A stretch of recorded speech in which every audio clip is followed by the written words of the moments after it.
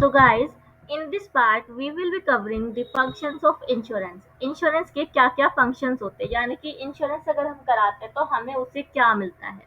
ठीक है, तो सबसे पहले प्रोवाइडिंग सर्टेनिटी। अब पहले मैं तुम्हें ये बता दूं कि मैंने इंट्रोडक्शन ऑफ इंश्योरेंस में ही आपको एक एक जो टर्म है इंश्योरेंस की, जितनी अपनी बुक में यूज होने वाली है, वो बेसिकली सारी समझा दी थी with the help of PPT of our introductory lecture, right. तो अब जो ये आने वाला सेशन है फंक्शंस ऑफ इंश्योरेंस, इसमें हमें पीपीटी की ज़रूरत नहीं पड़ेगी क्योंकि हमने एक एक वर्ड को पहले से ही समझ लिया है, वो हमारे डीएनए में जा चुके हैं। तो इस सेशन में हम इसको बुक से पढ़ेंगे and after reading the book, after completing this function of insurance, I have a unique thing for you, right? Unique thing है, आपको मजा आएगा, आपको लगेगा अच्छा इस चीज को ऐसे भी याद कर सकते हैं। अब थोड़ा हिंट तुम्हें मिल गया होगा, चलो अब पढ़ते हैं। फंक्शंस ऑफ इंश्योरेंस में पहला अपने पास है प्रोवाइडिंग सर्टेनिटी। ये क्या करता है, इंश्योरेंस अगर हम करा लेते तो हमें सर्टेनिटी मिल जाती है। ठीक है, अगर कोई लॉस होता भी है तो in case of future, future में कोई लॉस हमें हुआ तो हमको क्या मिल जाएगा, कंपनसेशन मिल जाएगा। किससे, इंश्योरेंस कंपनी से। और कंपनसेशन क्यों मिलेगा, because we have given them the premium, we have given them fees in the form of premium, हमने उनको प्रीमियम दिया है। ठीक है, तो insurance provide certainty of payment. Insurance जो है वो सर्टेनिटी ऑफ पेमेंट प्रोवाइड करता है for the risk of loss. अब जैसे ही मुझे इन फ्यूचर कोई भी लॉस होगा, उसके अगेंस्ट मुझे क्या मिल जाएगा, एक पेमेंट मिल जाएगी। और ये मुझे विश्वास है, क्यों, क्योंकि इंश्योरेंस कंपनी से मैंने एक अग्रीमेंट किया है, एक कॉन्ट्रैक्ट किया है, जिसको हम क्या बोल रहे थे, पॉलिसी बोल रहे थे। तो अनसर्टेनिटी किस किस चीज की है अपने पास, दो चीजों की है। एक तो टाइम की, हैपनिंग्स ऑफ द टाइम, किस टाइम मेरे पास वो इवेंट ट्रिगर हो जाए, अक्कर हो जाए, किस टाइम फायर लग जाए, हम कुछ कह नहीं सकते। प्लस अमाउंट ऑफ लॉस, और जैसे ही वो मिस हैप हो जाएगी तो उसकी वजह से कितना लॉस हमें सफर करना पड़ सकता है, ये भी क्या है, अनसर्टेन है। मतलब ना तो मुझे ये पता है कि कब वो इवेंट हो जाए, और ना ही मुझे ये पता है उस इवेंट की वजह से मुझे कितने अमाउंट का, कितना फाइनेंशियल लॉस हो सकता है। ठीक है, तो इंश्योरेंस रिमूव्स दीज अनसर्टेनिटी। अब जो ये ऊपर हमने दो अनसर्टेनिटी पढ़ी, इसको इंश्योरेंस क्या करता है, रिमूव करता है। अब दो अनसर्टेनिटी ये हमें याद होना चाहिए। ठीक है, and assured receive payment of loss, और जो अश्योर्ड है उसको पेमेंट ऑफ लॉस मिल जाती है। अब अश्योर्ड कौन है, बुक की लैंग्वेज लिखनी है हमको, but still we will make it simple. हम अपने रेफरेंस के लिए लिख लेंगे एश्योर्ड कौन होता है। हम हमेशा ये मान के चलेंगे कि बिजनेसमैन ने इंश्योरेंस ले रखा है, तो एश्योर्ड कौन हो जाएगा, बिजनेस, या फिर बिजनेस ही लिख लो। ठीक है, एश्योर्ड कौन है, बिजनेस है। फिर उसके बाद the insurer charges premium for providing the certainty, और इंश्योरर क्या करता है, हमसे प्रीमियम चार्ज करता है टू प्रोवाइड दी सर्टेनिटी। और सर्टेनिटी किस चीज़ की, पेमेंट की, किस चीज़ की, पेमेंट की। तो प्रोवाइडिंग सर्टेनिटी में हमने क्या पढ़ा, हमने बस ये पढ़ा कि हमें पेमेंट की सर्टेनिटी मिल जाती है। और अनसर्टेनिटी किस दो चीज़ों की है, एक तो टाइम की कि कब वो इवेंट होगा, और एक अमाउंट की कि हमें लॉस कितना हो सकता है। और इन्हीं दो अनसर्टेनिटी को रिमूव करने के लिए हम इंश्योरेंस ले रहे हैं, जिससे कि हमें पेमेंट ऑफ लॉस मिल जाएगा। और लॉस पे कंपनसेशन देने के लिए इंश्योरेंस कंपनी क्या चार्ज करती है, हमसे प्रीमियम चार्ज करती है। और यहाँ पे वैसे तो अब हमें पता है इंश्योरर कौन होता है, बट स्टिल हम फिर भी लिख लेंगे कि रिवाइज करते हुए पता नहीं आपका दिमाग चलेगा या नहीं। ठीक है, तो यहाँ पे लिख लेते हैं हम कौन है ये, इंश्योरेंस कंपनी। ये कौन है अपने पास, इंश्योरेंस कंपनी। ठीक है, कंपनी को सीईओ लिखा है मैंने। Now we have second point which is protection. अब protection क्या, the second main function of insurance is to provide protection from the probable chance of loss. अब probable chance मतलब हो सकता है कि बहुत ज़्यादा लॉस हो जाए, बट वो पूरा लॉस मुझे ना बियर करना पड़े, मेरे पास कोई ना कोई है जो उसको कंपनसेट कर देगा। तो यहाँ पे यही बोला है कि हमें प्रोबेबल चांस ऑफ लॉस से इंश्योरेंस कंपनी क्या दे देती है, प्रोटेक्शन दे देती है। बट यहाँ पे क्या बात है कि जो इंश्योरेंस कंपनी है वो मुझे कंपनसेट तो कर देगी, बट ऐसा है कि insurance company happening of risk, happening of event को रोक नहीं सकती। मतलब जो इवेंट होनी है, आग लगनी है तो लगेगी, माल चोरी होना है तो होएगा, बट जब भी ये इवेंट अकर होगी या रिस्क अराइज होगा, तो जो इंश्योरेंस कंपनी है वो आपको क्या कर देगी, कंपनसेट कर देगी। तो ये अपनी सिग्नेचर लाइन हो गई। जब भी हम फंक्शन ऑफ इंश्योरेंस लिखने वाले हैं, तो सबसे पहले तो प्रोवाइडिंग सर्टेनिटी, उसके बाद प्रोटेक्शन, और प्रोटेक्शन में हम क्या लिखने वाले हैं, it provide protection from probable chance of losses. और उसके बाद ये लाइन हम जरूर कोट करके आने वाले हैं, insurance can't stop the happening of a risk or event but can compensate for the loss arising out of it। यानी कि जो इंश्योरेंस कंपनी है या फिर इंश्योरेंस पॉलिसी है, वो हैपनिंग ऑफ रिस्क या फिर हैपनिंग ऑफ इवेंट को तो नहीं रोक सकती है, but it can compensate for the loss. तो ये अपने पास क्या हो गया, प्रोटेक्शन। देन उसके बाद है रिस्क शेयरिंग। रिस्क शेयरिंग में अगर तुम्हें याद हो तो मैंने बताया था कि अपने पास तीन इंसान थे, एक तो बिजनेसमैन था, एक इंडिविजुअल था और एक ओल्ड पर्सन था, ठीक है। तो उन्होंने क्या दिया था, इंश्योरेंस कंपनी को प्रीमियम दिया था।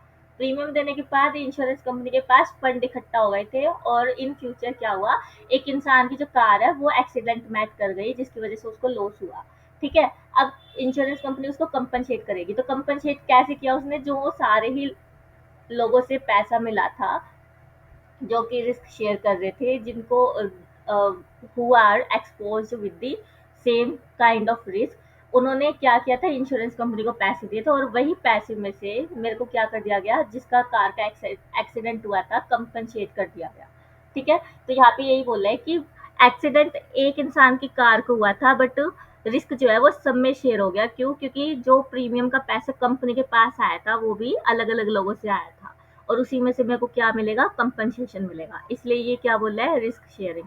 अब आई थिंक जो मैंने एक्सप्लेनेशन दी है, उस एक्सप्लेनेशन के अकॉर्डिंग आपको याद आ गया होगा कि वो पीपीटी के फर्स्ट 2 पेज, ठीक है, 2 स्लाइड थी जो। तो इसका थर्ड फंक्शन हो गया रिस्क शेयरिंग। क्या हो गया, risk sharing. On the happening of a risk event, जब भी कोई रिस्की इवेंट होगी, the loss is shared by all the person expose to it. अब तुम ये सोचोगे कि मैम ये सब तो हमने पहले ही पढ़ा था। हाँ, हमने पढ़ा था, बस हमको ना उन्हीं कीवर्ड्स को मोल्ड करके अलग अलग 4 बुलेट पॉइंट में लिख दिया, 4 पॉइंटर्स में लिख दिया, ठीक है। तो यहाँ पे आपको थोड़ा स्मार्ट होना पड़ेगा। बिजनेस इज नॉट लाइक कि आपको हर एक पन्ना रटना, नहीं। आपको पहले चीज को समझना है, फिर उस चीज़ की लिंकिंग करते जाना है कि अच्छा ये चीज़ हमने यहाँ पढ़ी थी, बस अब इसको इस पॉइंटर में हमने क्या कर दिया, इंक्लूड कर दिया, और इसी पॉइंटर में करना है, ये कीवर्ड इस पॉइंटर में आना था। बिजनेस में क्या है, मान लो तुमसे ये क्वेश्चन पूछ लिया उन्होंने, right the function of insurance, वैसे तो केस स्टडी बेस आएगा, वहाँ पे तुम्हें दिमाग लगाना पड़ेगा कि हमसे पूछा क्या है। और उसमें मान लो तुम्हें फंक्शन ऑफ इंश्योरेंस लिखने पड़ गए, तो तुम्हें सबसे पहले तो पॉइंट याद होने चाहिए, और पॉइंट याद होने के बाद उसके अंदर के कीवर्ड याद होने चाहिए, ठीक है। कॉन्सेप्ट तुम्हें पता होगा, तुम इंग्लिश बना के लिख सकते हो, लेकिन your answer should include the keywords. To the point answer होना चाहिए और विद कीवर्ड्स होना चाहिए, ठीक है। जब अपना कॉन्सेप्ट खत्म हो जाएगा ना, पूरा सिलेबस खत्म हो जाएगा, तो मैं क्वेश्चन के सेशन भी लेने वाली हूँ अलग से, ठीक है। तो रिस्क शेयरिंग में क्या आएगा, on the happening of a risk event the loss is shared by all the person expose to it. The share is obtained from every insured member by way of premium। Every insured member यानी सबसे premium लिया जाएगा, और फिर जिसका accident हुआ है, जिसको लॉस हुआ है, जिसको डैमेज इंजरी हुई है, उसको क्या कर दिया जाएगा, कंपनसेट कर दिया जाएगा, ठीक है। वो एग्जाम्पल याद होगा, 10,000 10,000 10,000 प्रीमियम, एंड देन कंपनी के पास 30,000 इकट्ठा हो गए थे, 30,000 में से एक एक्सीडेंट हुआ जिसमें कि उसको कंपनसेट कितना किया गया, 5,000 कंपनसेट किया था, ठीक है। तो वो याद आ गया होगा। जिसको नहीं याद आया है वो इंश्योरेंस का इंट्रोडक्टरी पार्ट देख ले, प्लेलिस्ट में मिल जाएगा। देन उसके बाद लास्ट फंक्शन अपने पास assist in capital formation. Capital formation में क्या करता है, ये असिस्ट करता है। कैसे, अब मेरे पास पूल ऑफ फंड्स जनरेट हो गया। पूल ऑफ फंड्स का मतलब मेरे पास बहुत सारे लोगों से प्रीमियम आया था। अब जो इंश्योरेंस कंपनी है वो खुद भी अपनी तिजोरी में नहीं रखने वाली उस पैसे को, उसको भी डर है भाई चोरी हो सकता है, तो वो भी क्या करेगी, सेफ इन्वेस्टमेंट कर देगी। क्या कर देगी, सेफ इन्वेस्टमेंट, यानी कि ऐसी जगह पे वो इन्वेस्ट करेगी पैसों को जहाँ से उसको इनकम जनरेट हो जाएगी, जहाँ पे उसके पैसे डूबेंगे नहीं, जहाँ पे उसके पैसे नहीं डूबने वाले, वो वहाँ पे क्या कर देगी, उसको इन्वेस्ट कर देंगे, ठीक है। तो द एक्यूमुलेटेड फंड जैसे हमारे एग्जाम्पल में पीपीटी वाले में 30,000 था, of the insurer received by way, insurance कौन, insurance company, received by way of premium payment made by the insured are invested in various income generating schemes. Income generating schemes में हम क्या कर सकते हैं, इसको इन्वेस्ट कर सकते हैं। कौन इन्वेस्ट करने वाली है? Insurance company. यहाँ भी हम एक बार लिख लेते हैं, एक्यूमुलेटेड फंड कितना था? ₹30,000 था, जो मुझे किससे मिला था? बिजनेस कंसर्न से मिला था। बिजनेस कंसर्न से मिला था। कैसे मिला था? इन द फॉर्म ऑफ प्रीमियम। और उसको मैंने क्या कर दिया? Made by the insured. कैसे मिला था? प्रीमियम के फॉर्म में। किससे? बिजनेस कंसर्न से। किसको? इंश्योरेंस कंपनी को।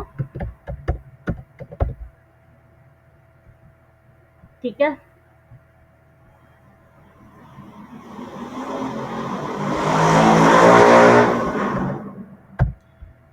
ये अपना हो गया बिजनेस कंसर्न, इंश्योर्ड वाला जो पर्सन था। और इंश्योरर कौन है? अपनी insurance company. Are invested in various income generating scheme. अब इनकम जनरेटिंग स्कीम क्या क्या हो सकती है? हो सकता है जो इंश्योरेंस कंपनी है वो तो रिस्क लेना ही नहीं चाहती, उसने क्या किया? बैंक में एफडी के तौर पे क्या करा दिया? पैसे को डिपॉजिट करा दिया, उसने एफडी बनवा दी सारे पैसों की। ठीक है। फिर या तो उसने क्या किया? गवर्नमेंट बॉन्ड्स में पैसा लगा दिया, या फिर पीएसयू बॉन्ड में लगा दिया, यानी सरकारी डिपार्टमेंट्स में, सरकारी बॉन्ड्स में उन्होंने पैसा लगा दिया। लिस्टेड इक्विटी शेयर्स में लगा दिया। लिस्टेड का इक्विटी शेयर्स का मतलब ऐसी कंपनीज जो कि हमारी एनएससी बीएससी पे लिस्टेड है, उनका नाम आता है। ठीक है। निफ्टी 50 किसी ने सुना हो तो गूगल पे सर्च कर लेना। यहाँ पे मैं उसके बारे में ज़्यादा एक्सप्लेन नहीं कर पाऊंगी क्योंकि इट्स 11th क्लास। और वैसे भी वो जितना भी वर्ड्स हो गए ना, वो हम पार्ट सेकंड और बिजनेस स्टडीज में पढ़ने वाले हैं। 2 पार्ट में कैटेगराइज अपने बिजनेस की बुक, अगर किसी ने ध्यान से देखा हो तो, पार्ट 1 एंड पार्ट 2। और अभी हम पार्ट 1 पे है। पार्ट 2 अपना कोर फाइनेंस वाला आएगा, वहाँ पे मैं इन चीज़ों को समझाने वाली हूँ। तो या तो फिक्स डिपॉजिट में आपने इन्वेस्ट कर दिया, या फिर गवर्नमेंट बॉन्ड्स में कर दिया, पीएसयू बॉन्ड्स में कर दिया, या लिस्टेड इक्विटी शेयर्स में कर दिया, म्यूचुअल फंड में कर दिया, या इंफ्रास्ट्रक्चर एंड हाउसिंग में आपने क्या कर दिया? पैसे को इन्वेस्ट कर दिया। अब जो जो मैंने जल्दी जल्दी बोला है ना तुमको कि कहाँ कहाँ इन्वेस्ट किया, डोंट वरी, मैं उस चीज़ को लिख के लेके आई हूँ आपके लिए। वही हमारे लिए आज यूनिक थिंग है। अभी यहाँ पे अपना फंक्शंस ऑफ इंश्योरेंस तो खत्म हो गया। फंक्शन ऑफ इंश्योरेंस में हमने 4 पढ़े। एक तो प्रोवाइडिंग सर्टेनिटी, सर्टेनिटी देगा, फिर प्रोटेक्शन देगा, फिर रिस्क शेयर बेसिस पे चलेगा, and assistant capital formation. Capital formation कैसे? कि जो मेरे जेब में पैसा पड़ा था उस पैसे से भी मुझे कमाई करनी है, मतलब कमाई से भी कमाई मुझे करनी है, इनकम ऑन इनकम। ठीक है। अब ये हो सकता है कि मैम हमें कॉन्सेप्ट समझ आ गया, कीवर्ड्स भी समझ आ गए, बट हम इसको याद कैसे रखें? तो याद रखने के लिए भी मेरे पास क्या है? एक अच्छा तरीका है। वहां चलते हैं मेरे हैंड रिटन नोट्स पे। अब देखो, जिसको ऐसा भी हो सकता है कि बहुत सारे बच्चों ने बिजनेस को बहुत अच्छे से पढ़ लिया, बहुत ज़्यादा अच्छे से पढ़ लिया, बट एंड मोमेंट पे क्या हुआ? उन्हें टाइम नहीं लग पाया रिवाइज करने का। तो यहाँ पे हैंड रिटन नोट्स काम आते हैं। वैसे तो मैं तुम्हारे लिए बना के ले आती हूँ wherever necessary, but I will request कि जितना भी मैं पढ़ाती हूँ एक बार घर पे रिवाइज करते हुए उसको अपनी हैंड राइटिंग में हैंड रिटन नोट्स बना लिया करो। ठीक है। तो अब इंश्योरेंस के फंक्शन को हम कैसे याद रखने वाले हैं? इंश्योरेंस का क्या काम होता है? रिस्क को काटना। क्या करना? रिस्क को काटना, स्क्वेयर ऑफ करना। और काटने की इंग्लिश को हम क्या बोलते हैं? जैसे हम व्हाट्सएप पे किसी को स्क्रीनशॉट भेजते हैं, या फिर अपनी पिक्स भेजते हैं, कुछ भी व्हाट्सएप स्टेटस लगाते हैं, तो उसको क्या कर देते हैं? अननेसेसरी चीजों को क्रॉप कर देते हैं। क्रॉप का मतलब क्या होता है? काटना होता है। तो insurance crop the risk. Insurance क्या करता है? रिस्क को काटता है। और क्रॉप में हमारी जो स्पेलिंग है वो क्या रहेगी? Double C. क्या रहेगी? Double C. क्यों? क्योंकि सी से सर्टेनिटी, सी से कैपिटल फॉर्मेशन। ठीक है। इंश्योरेंस क्या करता है? रिस्क को काटता है। Insurance crop the risk. Function of insurance को याद रखने के लिए हमें बस एक सेंटेंस याद रखना है। क्या करना है? एक सेंटेंस याद रखना है। Insurance crop the risk. Insurance crop the risk. Crop क्या? CROP। अब जो चीज मैंने स्मॉल में लिखी है मैं तुम्हें पॉइंट आउट करके बताती हूँ।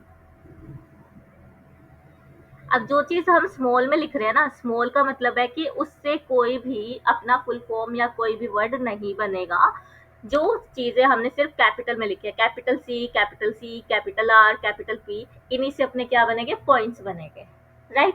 तो सबसे पहला जो सी है वो क्या है, प्रोवाइडिंग सर्टेनिटी। क्या, प्रोवाइडिंग सर्टेनिटी। अब सर्टेनिटी किसके अगेंस्ट, रिस्क ऑफ लॉस के अगेंस्ट, और अनसर्टेनिटी क्या थी, happening of event and amount of loss. और insurer provide certainty by taking premium. Insurance जो कंपनी है, इंश्योरेंस कंपनी है, वो क्या करती है, सर्टेनिटी प्रोवाइड करती है बाय टेकिंग द प्रीमियम।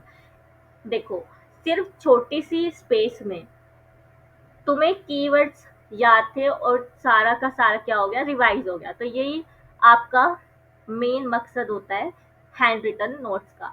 तो फंक्शंस ऑफ इंश्योरेंस में पहला अपना क्या हो गया, providing certainty, providing certainty. Next C अपना क्या रहेगा, कैपिटल फॉर्मेशन। कैपिटल फॉर्मेशन कैसे, अब बहुत बार होता है कि हम इंग्लिश लिख देते हैं बट कभी कभी पॉइंट तो याद होते हैं हमें बट उसके अंदर का कंटेंट भूल जाते हैं, तो उस चीज को हम पिक्टोरियल फॉर्म में भी कर सकते हैं। तो वही चीज है, मेरे पास इंश्योरेंस कंपनी थी, इंश्योरेंस कंपनी के पास क्या आया, प्रीमियम आया, प्रीमियम प्रीमियम प्रीमियम प्रीमियम। और देन उस प्रीमियम को उसने क्या कर दिया, इन्वेस्ट कर दिया। कहाँ कहाँ पे, जो जो चीजें मैंने तुम्हें बताई थी, एफडी हो गई, गवर्नमेंट बॉन्ड हो गई, पीएसयू बॉन्ड्स हो गई, लिस्टेड इक्विटी शेयर्स हो गए, म्यूचुअल फंड हो गए, इंफ्रास्ट्रक्चर हाउसिंग हो गई, इंफ्रास्ट्रक्चर एंड हाउसिंग। जो भी फंड्स एक्यूमुलेट हुआ था उसको क्या कर दिया, इंश्योरेंस कंपनी ने इन्वेस्ट कर दिया। ठीक है, अब यही चीज आपको इंग्लिश में लिखनी है, तो इंग्लिश भी इसकी बड़ी आसान सी थी। द एक्यूमुलेटेड फंड, ये क्या था मेरे पास, एक्यूमुलेटेड फंड। ठीक है, of the insurer received by way of premium payment made by the insured are invested in various income generating scheme। अब यहाँ पे जो मैंने तुम्हें एग्जांपल दिया ना, ये तुम 100% यहाँ पे कोट कर सकते हो। Income generating scheme, for example investment इन, फिर पॉइंट बाय पॉइंट इन चीजों को तुम क्या कर सकते हो, लिख सकते हो, या कोमा बाय कोमा लिख देना, एज यू विश।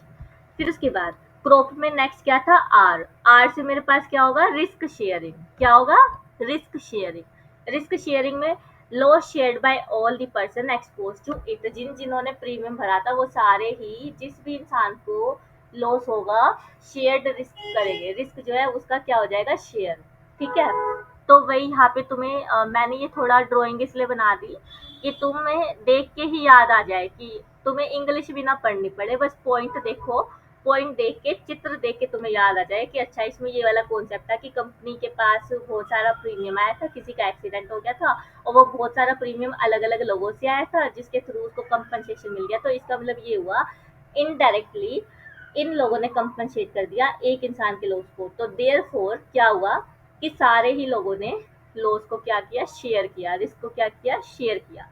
पी का मतलब क्या है, प्रीमियम है। ठीक है, तो ये था अपने पास रिस्क शेयरिंग।